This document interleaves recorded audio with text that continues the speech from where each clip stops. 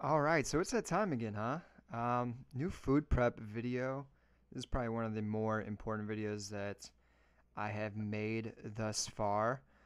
I'm going to kind of, as you can see in the video, I'm going to kind of go through one of my staple meals in my diet, which is all white meat turkey burgers, couscous, and green beans, which is pretty basic, but to be honest, I think it's actually pretty good tasting. So, obviously, I don't really need any narration for this point, but I think it's kind of good to talk about why I eat these foods and kind of some of the health benefits of them.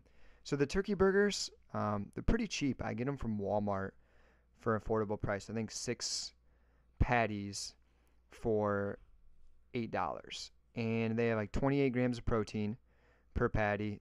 A little bit higher in fat. I think it's like 10 grams. Don't quote me. Obviously no carbs because it's a meat.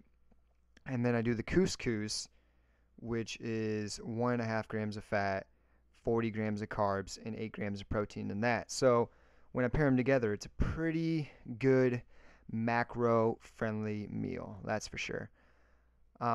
And the green beans, I just definitely think it's important to get some sort of vegetable into your diet, whether it be green beans, whether it be broccoli, or what have you.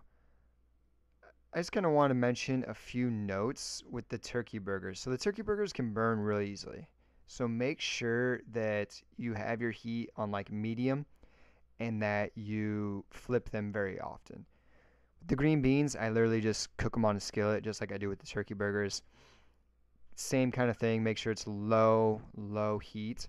And then I'll actually throw a little bit of garlic salt on top of them to add flavor. It actually adds a lot of flavor. And even if like you want, you could definitely use olive oil too to kind of add even a little bit more flavor to the meal. And obviously olive oil is a lot of healthy fats, so I don't even actually calculate the olive oil into my macros if I'm using it for cooking purposes. Now I've actually had a couple questions about couscous and cooking protocol. So for one box, right, I use 2 cups of water. And then I just pour the packet in there, make sure it's boiling, obviously, just like it is right now. And then I throw the regular pasta in there after it boils. Putting the lid back on is obviously very important. In this video in particular, I'm making 2 servings. So obviously 2 servings, go from 2 cups to 4 cups. And then you just put it on there, let it sit for like a solid, usually it's like 5 to 10 minutes. And it turns out pretty good. I think that the instructions on the back are somewhat inaccurate, so that's why I thought I'd mention this anyways. And I stir it up, and I put, let's see here, 3/4 of a cup per, normally per meal in, as of right now at least. Like I said, I mean, I'm dieting down, so I try to go a little bit lower on the carbs for the days. And then I think in this particular meal, I had like 1/2 cup of green beans per meal and then just 1 turkey burger. To be honest with you, I'm actually looking to switch to chicken breast or chicken patties soon because of the fat content. I've actually, if you look at my macros or anything I posted over the last month or so, you can notice that when I take out calories, I'm taking out calories from fats because I notice that my body responds best to doing that.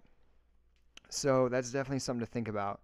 Obviously, chicken breast is a lot leaner. I think it's like the chicken patties I normally get, which are made by Harvest Land, are 5 grams of fat per patty, which is pretty good, but it doesn't have as much protein. So you kind of got to give and take and figure out different options. Another thing to mention is definitely efficiency. As you could see in that video, that I actually have 2 skillets that I put out on at one time, so I can cook 8 patties 8 patties at once. I wish I could cook 80 patties at once. So it definitely makes it a lot more efficient. And whenever something is cooking, I'm usually either doing my dishes or getting the other green beans or the couscous or what have you ready. So it's important to kind of be on top of it to manage your time a little bit better. So this is just kind of what it looks like as I prep my food. So usually these 8 meals last about 2 to 3 days. So I hope this information really helped you as you go about prepping your own food. And as always, feel free to follow Instagram and Twitter at Bringing the Beef.